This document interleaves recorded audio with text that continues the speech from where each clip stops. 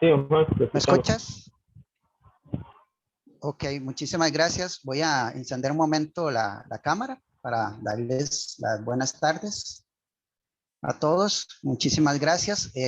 Está lloviendo bastante por acá, así que el internet está un poquito mal, pero vamos a ver cómo avanzamos.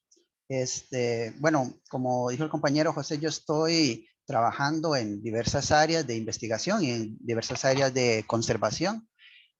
Y el día de hoy les voy a hablar del tema de cambio climático y cómo esto puede afectar al grupo de los anfibios. Sin más preámbulo, les voy a compartir la presentación. Por favor, me indican cuando la están observando.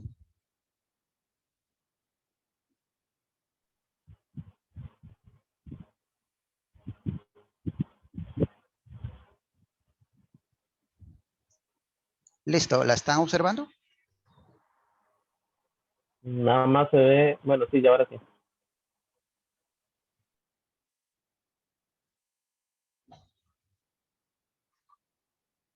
Ok, genial.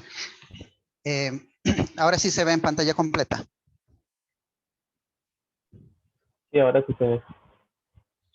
Ok, genial. Bueno, de nuevo agradecer por la oportunidad de esta tarde en este espacio.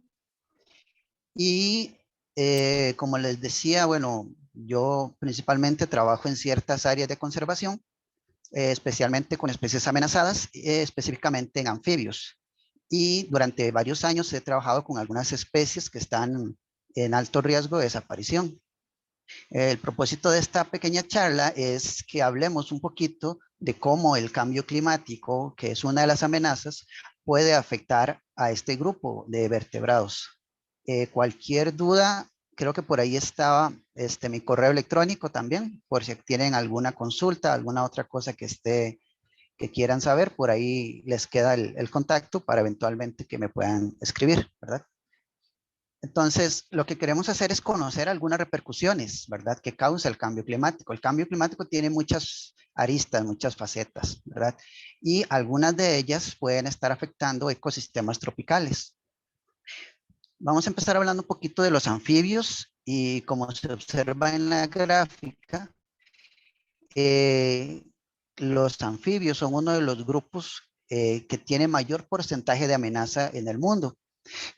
Muchas especies de vertebrados, plantas, aves, etcétera, tienen especies amenazadas, especies que han disminuido las poblaciones, pero como ven, más del 40% de todos los anfibios del mundo están en peligro. Entonces, eso lo hace el grupo más amenazado bueno, de todos los que han sido evaluados. Estas evaluaciones se hacen a través de un ente que es la Unión Internacional para la Conservación de la Naturaleza, la UICN, con unas listas que ellos tienen, que son las listas rojas. ¿Ok? Entonces, dentro de estas listas rojas es donde están consideradas las especies amenazadas. Y como vemos, los anfibios son como el principal grupo de estos. En esta imagen, en este mapa, lo que estamos observando es la riqueza de especies de anfibios a nivel del mundo. Mientras más azul el color, más cantidad de especies, ¿verdad? Hay en el mundo. Le voy a hacer un zoom aquí a América. Y aquí donde se ve Costa Rica, por acá, no sé si ven mi puntero, se ve que tenemos estos colorcitos azules, que es básicamente significa que hay una enorme cantidad de especies, una diversidad bastante grande. Y afortunadamente Costa Rica tiene una diversidad muy, muy grande de anfibios. Sin embargo, en este otro mapa, lo que les estoy mostrando es la cantidad de especies amenazadas de anfibios por región, digamos. Y aquí podríamos ver el circulito anaranjado es la cantidad de especies evaluadas y el circulito rojo es la cantidad de especies amenazadas, ¿ok? Del total de anfibios. Por ejemplo, esto es para Mesoamérica. Toda Mesoamérica hay más de 2.000 especies de anfibios, de las cuales han sido evaluadas, bueno, ahorita ya más de 400 y hay, de esas evaluadas hay una gran cantidad amenazadas, casi que más de la mitad. Comparativamente con las otras regiones, es la región del mundo que tiene mayor cantidad de especies amenazadas de anfibios. Y para Costa Rica, bueno, para Costa Rica tenemos estos datos. Estos son los 3 grupos de anfibios que existen: los anuros, o lo que llamamos ranas, sapos, las salamandras y los cecílidos, los solda con solda, que son un grupo de anfibios fosoriales, pero son anfibios. Bueno, estos 3 grupos de anfibios son los que están, digamos, evaluados. Y para Costa Rica tenemos estos valores, como podemos ver acá. En rojito es la cantidad de especies amenazadas versus la cantidad de especies totales, ¿verdad? Bueno, cantidad de especies en preocupación menor. Podemos ver que para ranas tenemos casi una cuarta parte de los especies de anfibios de ranas en Costa Rica están amenazados. Los datos varían. Para salamandras se tiene que la mitad de especies que se conocen para Costa Rica están en algún grado de amenaza. Y para los cecilios, bueno, todos se consideran que están amenazados, pero eso es más que todo porque se conoce muy poco de su ecología, ¿verdad? Entonces, en este caso nos vamos a enfocar en los que son ranas. No porque los otros grupos no estén, digamos, amenazados, sino es porque se conoce mucho menos de su historia natural y se han hecho mucho menos estudios en estos 2 grupos que en ranas. ¿Okay? Ahora bien, ¿cuáles son las amenazas que afectan a los anfibios? Tenemos una serie de amenazas que vamos a ir viendo a lo largo de la presentación. Por ejemplo, la destrucción del hábitat, que está relacionado con la pérdida de áreas boscosas o la fragmentación del hábitat. La introducción de especies exóticas que existen, digamos, tanto acá como en otras partes del mundo, que es una problemática que puede afectar a las especies nativas. La sobreexplotación o el comercio legal e ilegal no solo de anfibios, sino en general de vida silvestre, es una de las amenazas más grandes, ¿verdad? Que tienen muchas especies de anfibios tropicales porque las exportan, porque se la llevan. Entonces es una amenaza bastante grande. El cambio climático, que lo vamos a tratar con mayor profundidad en esta presentación. La radiación ultravioleta, contaminantes químicos, bueno, de cualquier tipo de contaminantes químicos, contaminantes físicos, contaminantes de todo tipo, plantaciones, pesticidas, químicos, etcétera. Y enfermedades emergentes. Entre las enfermedades emergentes, la que más se conoce es la enfermedad producida por un hongo que se llama el hongo quitridio, que también lo vamos a mencionar más adelante. Como ven, son una serie de amenazas que están afectando, que han afectado a los anfibios alrededor del mundo. Estas mismas amenazas se las pongo aquí en estas fotografías. Algunas, digamos, de las que afectan acá en el país son modificación del hábitat, o fragmentación, deforestación, etcétera. Especies exóticas, la introducción de especies que no son nativas, el comercio de especies, ya sea nacional e internacional, el cambio climático, como vamos a hablar, contaminantes que puedan estar en los hábitats de los anfibios y enfermedades emergentes, como por ejemplo el hongo patógeno. Es importante definir que los anfibios son un grupo de vertebrados que pasa por varias etapas, ¿verdad? Varios estadios, y en cada uno de esos estadios ellos viven en un hábitat distinto y por lo tanto se ven afectados de forma diferente por estas amenazas. Pero en todos los estadios, desde huevos, renacuajos, metamorfos, subadultos hasta adultos, en todos van a tener diferentes tipos de amenaza, ¿verdad? Por ejemplo, para las posturas de huevos, las desecaciones van a ser amenazas muy grandes. Para los renacuajos, para esto lo que son las larvas, también los problemas de contaminación en el agua van a ser muy importantes. Para los adultos van a tener problemas de pérdida de hábitat, de ecosistemas, etcétera. Entonces, no existe, digamos, un estadio en el cual ellos no se vean afectados por una u otra o varias de estas amenazas, ¿verdad? Entonces, podemos definir que para los anfibios en general no existe una sola amenaza, sino es un conjunto de varias amenazas que cada una de ellas produce un peso, digamos, una presión de extinción en las especies de anfibios. Y no se puede decir que solo una u otra es la que está provocando, digamos, la desaparición de anfibios alrededor del mundo. En este caso, nos vamos a concentrar, digamos, en el cambio climático como una de las amenazas, pero nada más tener presente que no es la única, ¿verdad? Que es una de las tantas amenazas que los anfibios están presentando. No sé si las preguntas las dejas para el final o las pueden hacer en el proceso. Habilitar un espacio al final para que hagan preguntas. Para el final. Sí, correcto, al final.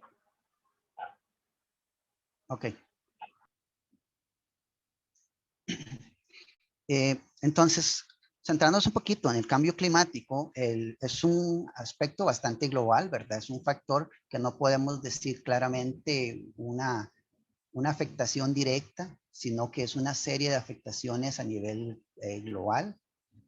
Y entre otras amenazas, se ha estudiado menos.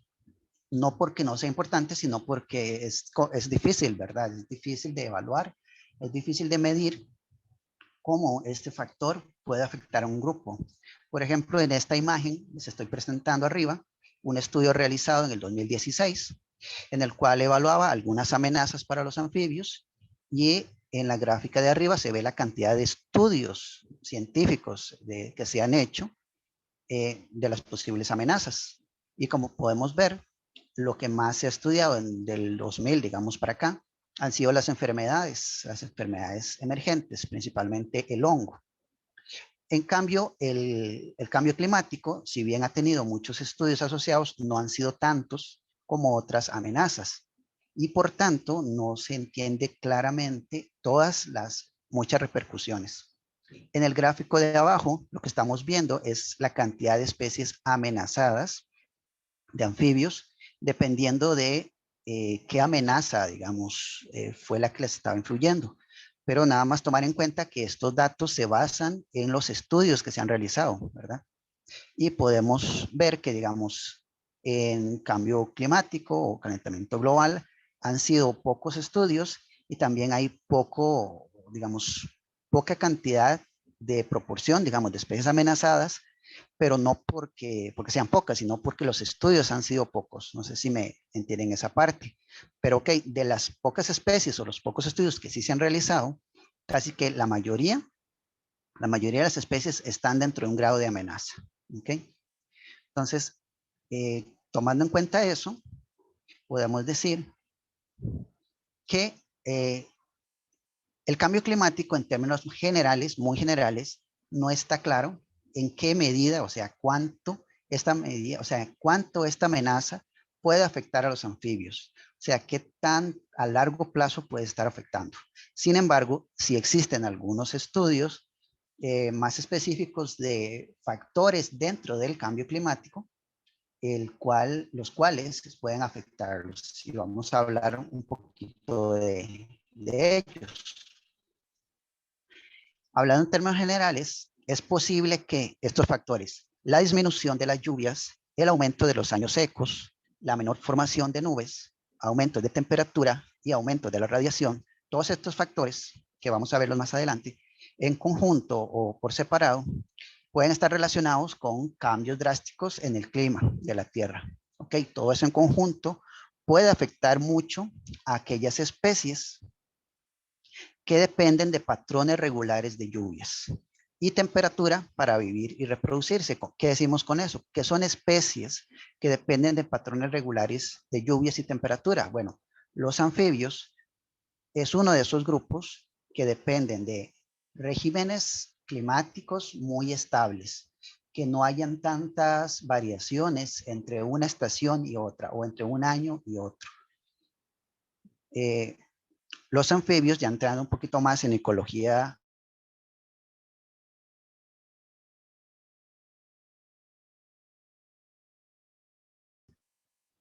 por el tipo de huevo que ellos tienen, necesita siempre tener alguna humedad. tener algún grado de estar húmedos, tener fuentes de agua, ya sea aguas estancadas o aguas corrientes, etcétera, pero siempre van a estar asociados. Hay algunas familias de anfibios que no necesitan esa reproducción, pero existe una mayor cantidad de ranas que lo que hacen es depositar sus huevos en fuentes de agua, ¿verdad?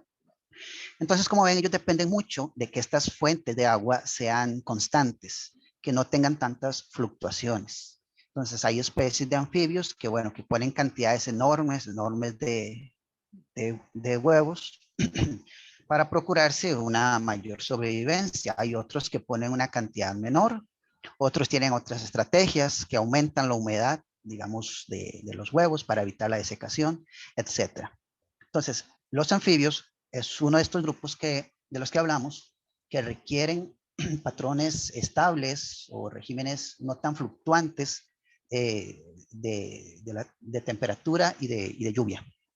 Volviendo a la diapositiva anterior, existen, digamos, estos posibles factores, que ahí los enumero, del 1 al 5, pero existen otros más que, bueno, los vamos a ver más adelante, pero nos vamos a enfocar un poquito en estos aspectos que son como los que podríamos evaluar, digamos, que podríamos medir en cierto caso cuando se haga algún estudio, cuando se quiera evaluar algún estudio puntual, porque mentira que vamos a evaluar cómo el cambio climático total puede afectar a una población. No, lo que vamos a medir son estos factores o estas fenómenos puntuales que pueden afectar directamente. Entonces, hablando un poquitito con el primero, que es la disminución de las lluvias. Más que la disminución en las precipitaciones o disminución en las lluvias, yo diría que son cambios en el régimen de lluvias, ¿verdad? No es tanto disminución, porque como hemos visto, pues aquí en el trópico siempre va a llover mucho, como hemos observado este año también, pero no es una precipitación constante, digamos, no es igual todos los años. Entonces, más bien, lo que se evalúa en este caso es esos cambios en los patrones regulares de lluvias, que son los que hemos visto en los últimos años. ¿Y cómo afecta esto a los anfibios?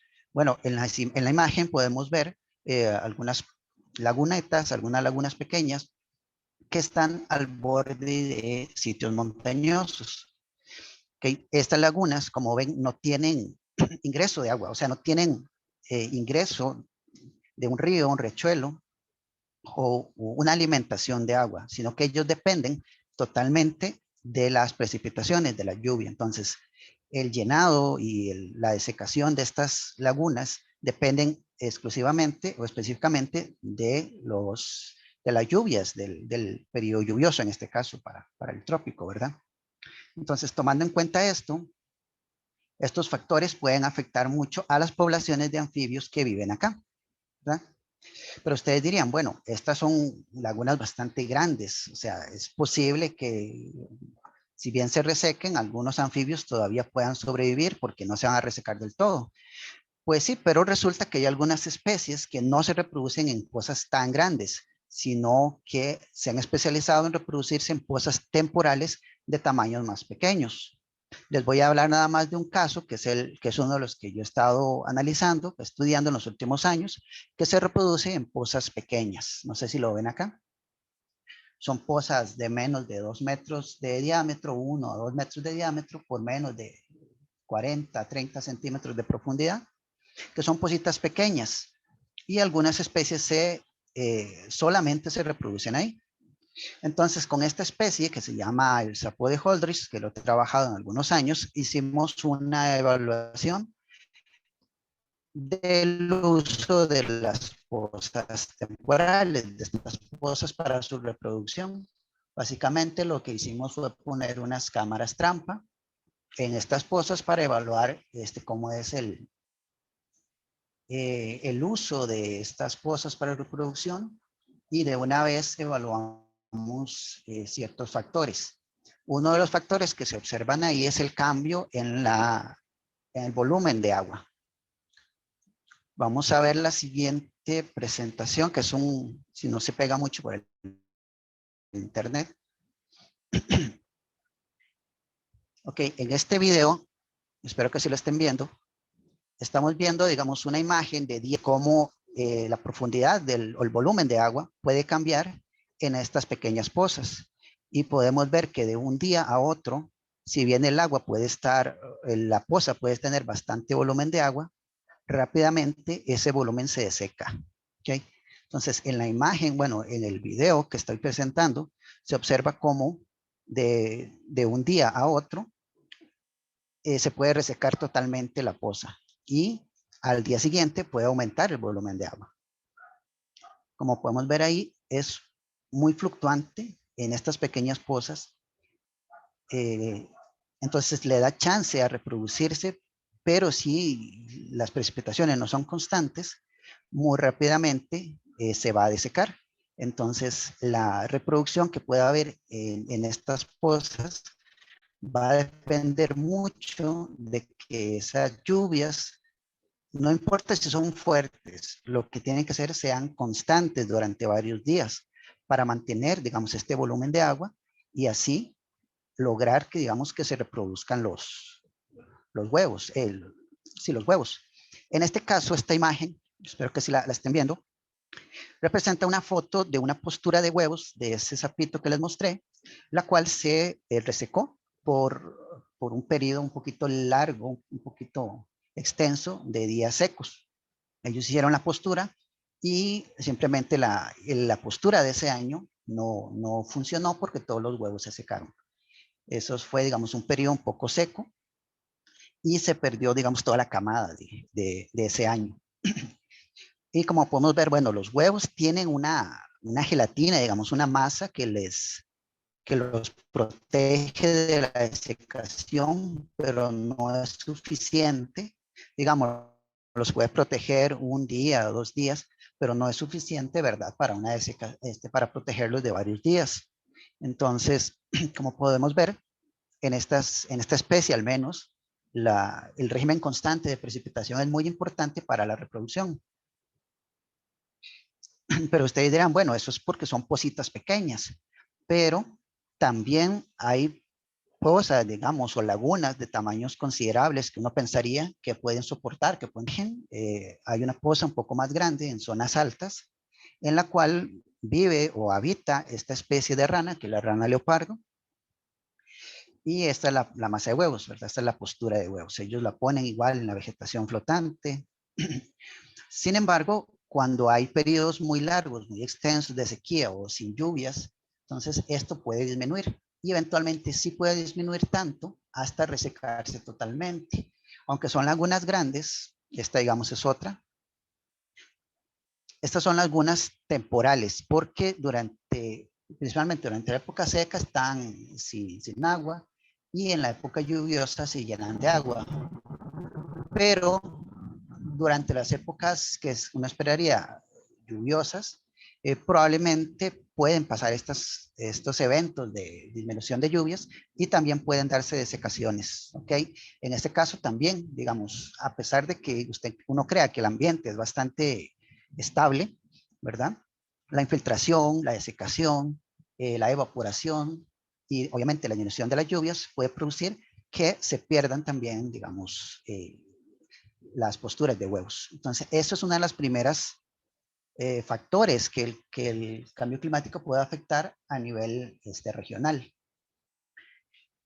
¿Qué es lo que produce eso? Bueno, básicamente es pérdida de hábitats para reproducción, pérdida de hábitats adecuados para la reproducción de muchas especies, en los cuales tenemos un hábitat adecuado y por problemas ambientales en la disminución de precipitaciones o alteraciones en las precipitaciones, podemos tener, digamos, ecosistemas degradados que además de, bueno, obviamente la afectación humana que puedan darse en estos sitios, porque pensar, bueno, aquí no hay nada, no había laguna, no hay humedad, entonces podemos pasar por ahí con un paraciclo, con un carro, lo que sea, y estamos viendo que estamos afectando un ecosistema que podría ser utilizado por algunos anfibios para reproducirse. Entonces, eso es uno de los primeros factores, digamos, que directamente pueden amenazar a los anfibios.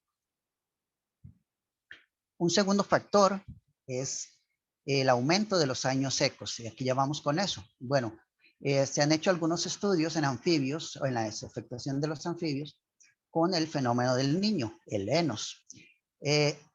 Sí se han hecho algunas investigaciones, pero una de las más conocidas es la que se ha realizado en Monteverde, en la cual se hizo una relación, digamos, en la presencia de años niño, o digamos, años niño previos a la desaparición del sapo dorado. El sapo dorado es una especie que se encontraba únicamente en las zonas altas de Monteverde.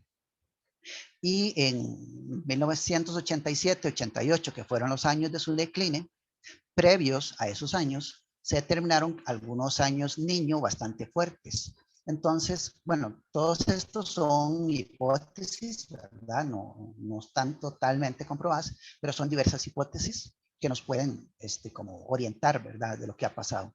Bueno, una de las hipótesis es que el año niño, previo a 1987, afectó tanto que pudo haberse dado una disminución grande de las precipitaciones, un cambio de temperatura, etcétera, que pudiera afectar, digamos, a la población de Monteverde específicamente. Eso es una de las hipótesis. Luego se comprobó que esto no era exclusivo, digamos, de Monteverde. Se estudió otro grupo que eran las ranas arlequín, las ranitas, los sapitos del género Atelopus, y se hizo un estudio donde se determinó que las disminuciones mundiales de Atelopus también estaban relacionadas con fluctuaciones bastante grandes en lo que son los datos de temperatura y precipitación asociados a eventos niño. También en Monteverde, digamos, esta especie o esta ranita arlequín también estaban presentes en Monteverde y desaparecieron. Hoy en día no se conoce en esa zona. Okay. Entonces tenemos dos ejemplos de estudios que han relacionado el niño o eventos del niño con disminuciones propiamente de anfibios alrededor del mundo. Sin embargo, no son eventos aislados. Estos autores del 2010 concluyeron, bueno, tuvieron varias conclusiones. Una de esas conclusiones se las pongo en este párrafo, aquí se los dejo para que lo lean y los leo textualmente. Dice que dado que el cambio climático parece aumentar la variabilidad de la temperatura, algunos eventos climáticos extremos o la fuerza de episodios extremos del niño, entonces, dado esos aspectos, el cambio climático sí podría exacerbar, o sea, podría aumentar la disminución enigmática de anfibios. ¿Okay? Pero ponen de último, presumiblemente aumentando la susceptibilidad a las enfermedades. Las enfermedades es otra de las amenazas que un poquito más adelante vamos a hablar. Y ellos mencionan que si bien las alteraciones climáticas por la temperatura pueden afectar mucho a la población, son factores asociados como las enfermedades, las que pueden terminar de exterminar, por decirlo así, una población de un sitio. O sea que por sí solos estos eventos no son suficientemente extremos como para poder terminar con una población. Entonces aquí vemos que ya empezamos a ver que hay otro factor extra, un factor, otra amenaza que están actuando de forma conjunta. ¿Okay? Un tercer factor asociado a lo anterior que se menciona desde hace bastantes años, es la menor formación de las nubes.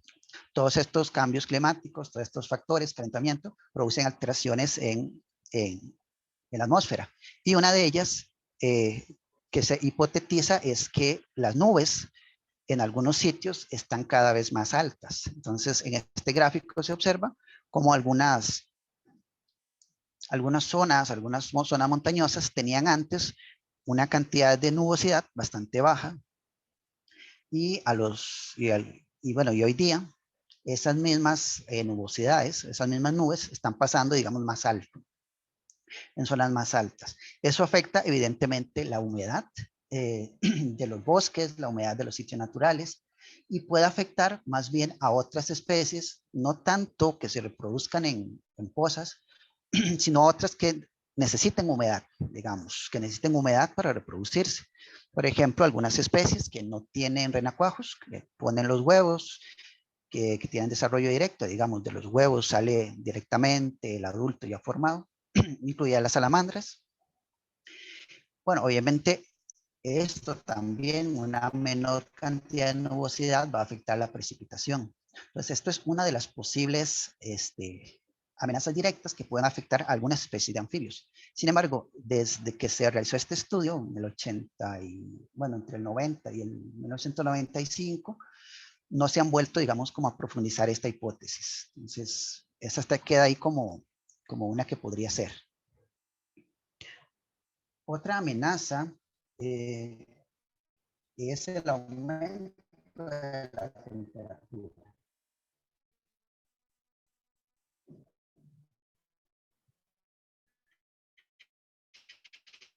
El aumento de la temperatura, más bien yo diría cambios altitudinales en las franjas de temperatura. Aquí podemos ver que, por ejemplo, hay algunas regiones, conforme uno va subiendo hacia las zonas altas, algunas regiones más frías, ¿verdad? Y la comunidad de especies de cualquier grupo va a ir cambiando dependiendo de dónde estemos en el piso altitudinal, ¿verdad? ¿Qué ha pasado en los últimos años? Bueno, que estas franjas se han estado moviendo ligeramente por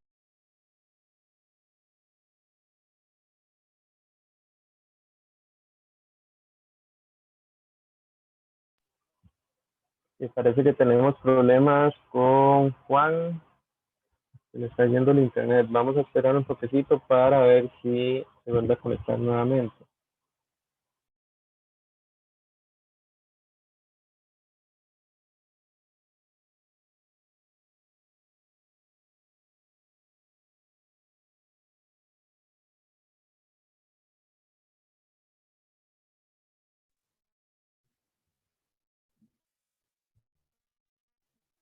¿sí?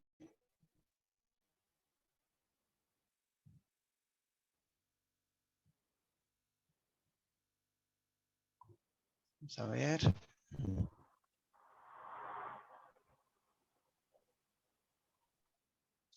¿Siguen observando la pantalla o no? No, ahorita no se está viendo la pantalla. Se le está escuchando muy cortado, Juan.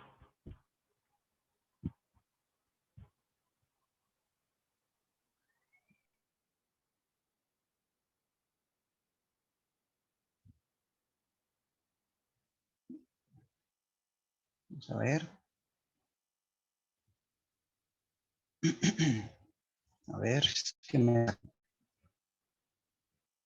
sacó por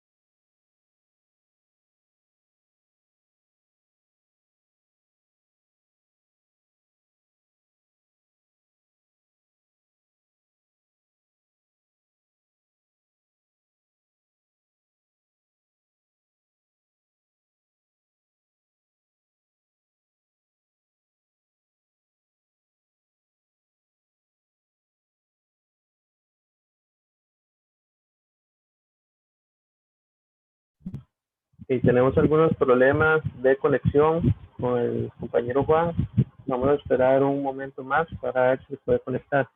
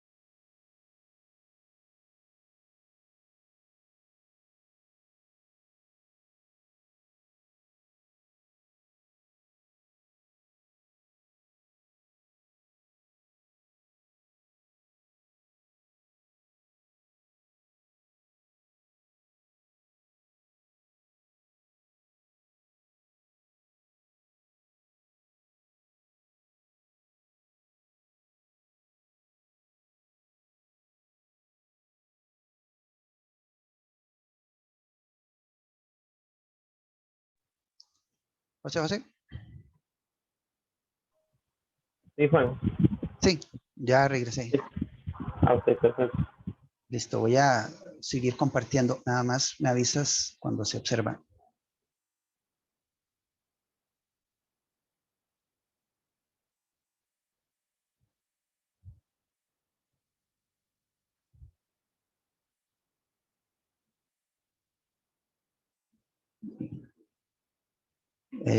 ¿Listo? ¿Se observa la presentación? Sí, sí, se está observando. Ok, creo Sí, que se habíamos quedado observa. por acá. Gracias. Creo que habíamos quedado por acá. Nada más les mencionaba que las comunidades de anfibios que viven en ciertas zonas, ellos pueden verse afectados y si bien algunos pueden sobrevivir a los cambios que se están suscitando, digamos, por el calentamiento global, etcétera, otros no se recuperan. Esto con los aumentos de temperatura o los movimientos altitudinales, eso va a variar mucho dependiendo de la especie. En este caso, les estoy mostrando dos especies que tienen ecología muy parecida. Estas dos especies son el sapo dorado, el Incilius periglenes, y el sapo de Holdridge, el Incilius holdridge. Estas dos especies viven en zonas altas, son principalmente fosoriales, terrestres, tienen una ecología muy parecida. Sin embargo, el sapito dorado vivía en Monteverde, en una zona entre los 1500 y los 1620 aproximadamente, donde se reportó. Mientras que el sapo de Holdridge vive entre los 1900 y los 2200 metros. O sea, una zona un poquito más alta y esta es una zona un poquito más baja. Sin embargo, la diferencia es que el sapo dorado vivía como aquí, en la zona más alta, digamos, de la cordillera de Tilarán, o allá en la parte de Monteverde, mientras que el sapo de Holdridge, si bien vive más alto, no vive en la parte, digamos, en la parte más alta de la montaña, sino en una zona más plana. Entonces, en este caso, una de estas dos tiene más chance de que si hay cambios en la temperatura, en estas franjas, él puede moverse un poquito a zonas más altas, buscando temperaturas más adecuadas. Entonces, una de las posibles razones o de las hipótesis del por qué el sapito dorado desapareció es porque no tenía, digamos, una zona hacia donde moverse más alta, buscando temperaturas más adecuadas a su ecología. Entonces, como podemos ver, son factores que pueden afectar a algunos grupos. Hablando un poquito más de estos factores y cómo la temperatura puede afectarlos, resulta que el hongo Chytridium, el hongo, tiene, como podemos ver en este gráfico, algunas temperaturas óptimas para crecer. Y esas temperaturas, que son más óptimas para el crecimiento del hongo, él puede vivir entre los 4 y los 28 grados, pero su temperatura óptima es entre los 17 y 23 grados. ¿Okay? Temperaturas mayores a 23 grados ya no es una temperatura óptima.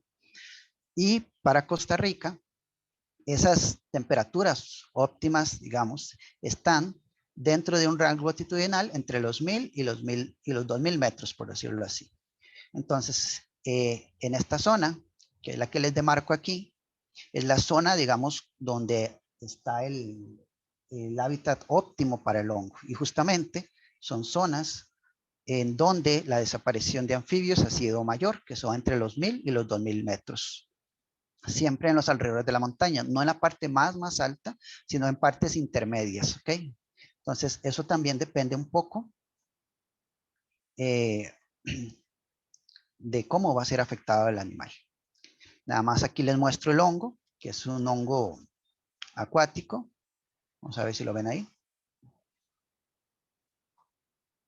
Este hongo, que es un Chytriomycete, tiene esporas acuáticas, las cuales se desplazan con un flagelito y las cuales, digamos, pasan del ambiente acuático al terrestre, afectando a la piel de las ranas. Bueno, este es el hongo Chytridio, que ese es el famoso hongo que afecta a las ranas.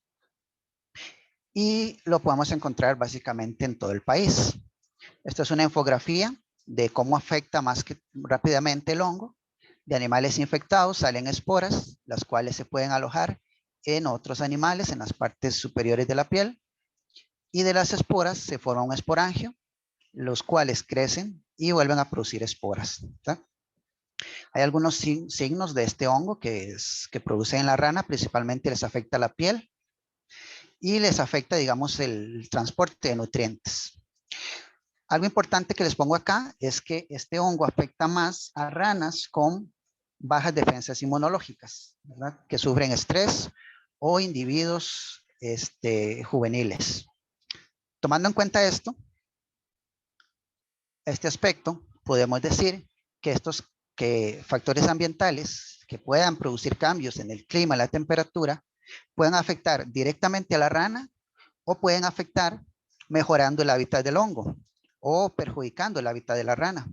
Y de una forma indirecta pueden ayudar a que las infecciones del hongo puedan aumentar o disminuir, afectando de forma directa, bueno, indirecta a los anfibios por estos factores o estos cambios en el hábitat. ¿Okay? Más o menos por ahí se va a ir relacionando lo que es el cambio climático con la presencia del hongo. Nada más recordar que el hongo hay que tener cuidado de no diseminarlo más de lo que ya está, digamos, ya está diseminado en todo el país, pero tratar de evitar, digamos, pasar de un lugar a otro directamente, con botas o con zapatos llenos de barro, húmedos, eventualmente poder limpiarlos, aunque sea con cloro o con agua caliente. Eso es como una de las muchas consideraciones que se debe tener con este hongo. ¿Okay? Eso solo para tenerlo presente por ahí. Otro factor de los que les estoy mencionando que puede afectar directamente a los anfibios es cambios de la humedad de la hojarasca. Muchas especies de anfibios se reproducen a través de huevos y necesitan poner los huevos en las partes más húmedas del suelo, los árboles o en hojas, etc. ¿Okay? En este caso, no, el hongo no afecta a los humanos. A nosotros no nos afecta absolutamente nada. En este caso, hay muchas especies de ranas que viven principalmente en la hojarasca. Y el hábitat, el microhábitat de la hojarasca es muy importante para ellos. En esta investigación realizada en la selva, lo que estamos viendo acá es que estos investigadores hicieron una medición de cómo varió en 35 años la temperatura y la cantidad de días secos, digamos, que había en este sector, en la selva. Entonces vieron que las temperaturas promedios estuvieron aumentando, mientras que los días secos disminuyeron. Eso significa que habían días lluviosos, más días lluviosos, con una mayor cantidad, pero uno, bueno, pone a pensar, bueno, más lluvia es bueno, ¿no? Pues no necesariamente. En este gráfico se observa que hay una disminución de la densidad de ranas. Esta es la densidad de ranas en bosque y esta es la densidad de ranas en cacao.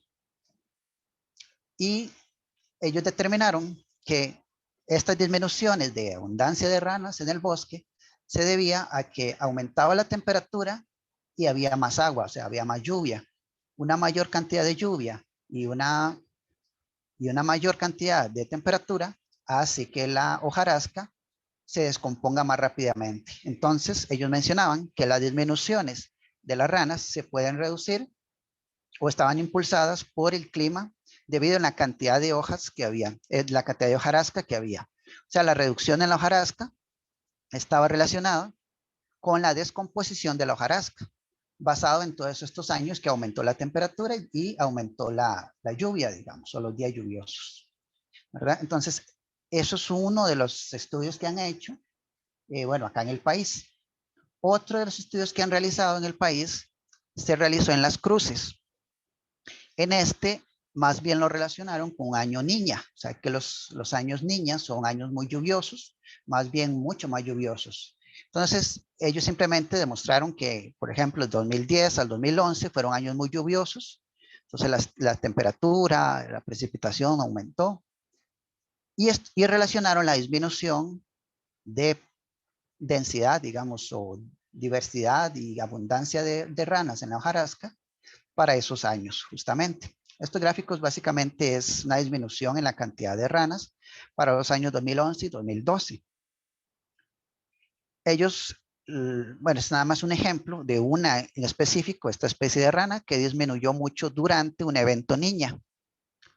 Entonces ellos mencionan que esto se puede deber a que una mayor cantidad de humedad, una mayor cantidad de precipitación puede afectar el traspaso de nutrientes en los huevos. O sea, está muy húmedo, entonces ello puede afectar a la sobrevivencia de los huevos por patógenos, por infecciones, etcétera. O también por afectación, digamos, en lo que es la comida, digamos, porque todas estas ranas que se alimentan de insectos, los insectos se pueden ver afectados también por muchísima humedad en la hojarasca. Entonces, por ahí más o menos lo relacionaban. Una de las conclusiones que ellos dijeron es que durante estos eventos climáticos extremos como la niña, las especies y las comunidades de anfibios se verán más susceptibles a estos cambios. Ahora, si estos eventos coinciden con los brotes de enfermedades, como lo mencionabas anteriormente, la alteración del hábitat u otros factores estresantes, eso puede aumentar, ¿ok? Entonces, durante estos eventos climáticos bastante extremos, la misma conclusión, digamos, que los anteriores, que eso puede afectar mucho a las ranas, pero no suficiente como para llegarlas a desaparecer totalmente. Tiene que haber otro factor relacionado con esto para que se puedan, digamos, diezmar completamente una población o una especie. Otro factor, bueno, el último factor es el aumento de la radiación ultravioleta. Este no está tan claro, aunque sí se han hecho algunas investigaciones que sí ha demostrado que la radiación ultravioleta en algunas zonas ha aumentado, ¿verdad? Y algunos lo han relacionado con declines de anfibios. Sin embargo, esto no está tan claro. Lo que sí se sabe es que algunas especies de anfibios buscan sitios con menos radiación ultravioleta para acantar, para percharse. Por ejemplo, en un par de estudios que han realizado esto, pero no está tan claro para el trópico, o sea, para nosotros. Sí se sabe que la radiación ultravioleta puede afectar algunas especies, pero para los trópicos no hay, digamos, claridad. Para las zonas templadas sí hay más investigación en este caso, y se sabe que un aumento en la radiación puede disminuir, digamos, el éxito en la reproducción o el éxito de la eclosión de los renacuajos. También puede aumentar la frecuencia de las deformidades, o sea, no producirlas totalmente, pero aumentar las frecuencias. Y en general disminuir la sobrevivencia de algunas especies. La radiación, digamos, puede afectar directamente. Sin embargo, esto no está tan claro porque también hay presentes patógenos, parásitos, etcétera. Entonces, este factor, si bien hay que tenerlo presente, no está tan claro para el trópico. Bueno, y ya para concluir con las amenazas, lo que les muestro acá es, digamos, un esquema de lo que podríamos esperar del cambio climático y cómo afectaría, porque él puede afectar el hábitat de los anfibios, les puede afectar el hábitat de reproducción y los puede afectar directamente. Sin embargo, esto está relacionado o asociado con otros factores u otras amenazas. Obviamente la deforestación va a aumentar, digamos, las temperaturas, va a disminuir el hábitat de los anfibios y eso va a aumentar el cambio climático. La presencia de contaminantes, pesticidas, herbicidas, también esto puede producir un aumento en el cambio climático y también afectar directamente a las ranas. Cualquier tipo de contaminación, o sea, todo está relacionado con una afectación directa a las ranas. Estos otros factores, que es el comercio de especies o las especies introducidas, son más factores producidos, bueno, por nosotros, por las personas, que les pueden afectar por el ingreso de enfermedades, ¿verdad? Y estas enfermedades van a afectar directamente a los anfibios. Y estas enfermedades se van a ver también afectadas por cambio climático y también por estos otros factores. Como vemos, son diversas, como diferentes ángulos de donde viene la amenaza hacia los anfibios relacionados con el cambio climático, ¿verdad? Entonces, eso sería para las amenazas. Y no sé cómo estoy con el tiempo. A ver. Sí, ya estamos sobre tiempo, ya son las 4.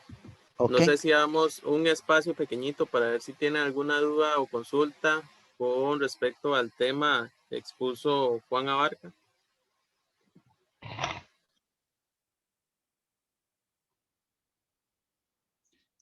Pueden hacer sus preguntas por medio del chat o bien la pueden hacer directamente.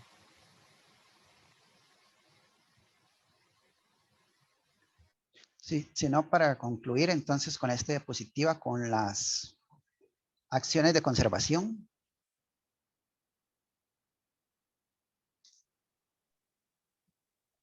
Está bien, perfecto. Igual ahí tienen el correo de Juan por si surge alguna duda, entonces le pueden preguntar y él está atento a responder cualquier consulta. Perfecto. Y muchas gracias, Juan. Estuvo demasiado enriquecedor lo que fue la charla de todos los factores que afectan. Bueno, aquí hay una pregunta. Dice, ¿hay algún libro donde se encuentran todas las especies endémicas del país? Endémicas y no endémicas. Está el libro de anfibios de Costa Rica, que es la guía de Tuan Landers del 2018.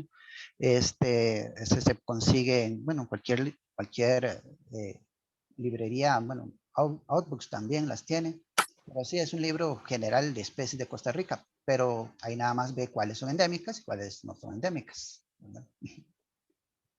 Es la guía de anfibios y reptiles la guía de anfibios de Costa Rica de Tuan Landers. Ahí se indica, digamos, cuáles son nativas y cuáles no. Y bueno, mencionar un poquito, ¿verdad?, sobre esas guías, Juan, que se deben de conseguir como las más actualizadas, porque los nombres científicos sí cambian mucho. Sí, de hecho, la más actualizada es esa que les menciono, de Tuan Landers, que es la guía de campo de anfibios de Costa Rica.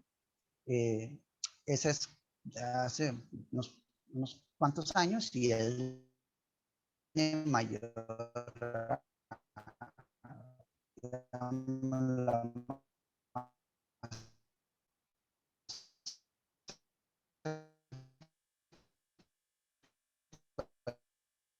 Escucha como cortado, Juan.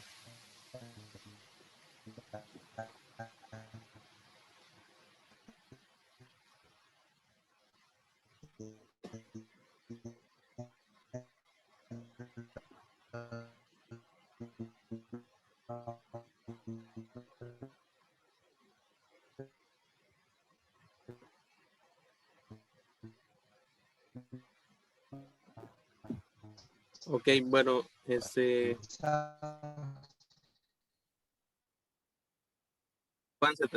está escuchando como cortado. Porque sí, dice, los nombres cambian bastante.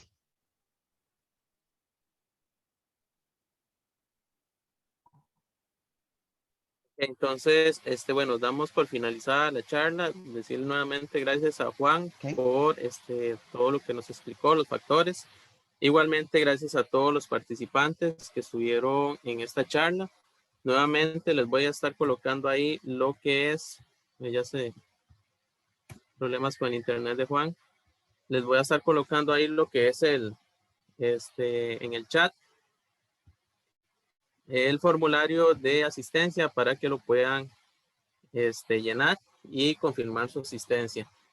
Cualquier duda, cualquier consulta que haya surgido por ahí, ya tienen el correo de Juan. Si no, igualmente me lo pueden solicitar a mí, yo se los puedo pasar con mucho gusto por aquello que tuvieran alguna duda o consulta. Y nuevamente muchas gracias por la participación y la atención prestada a la exposición del compañero Máster Juan Abarca.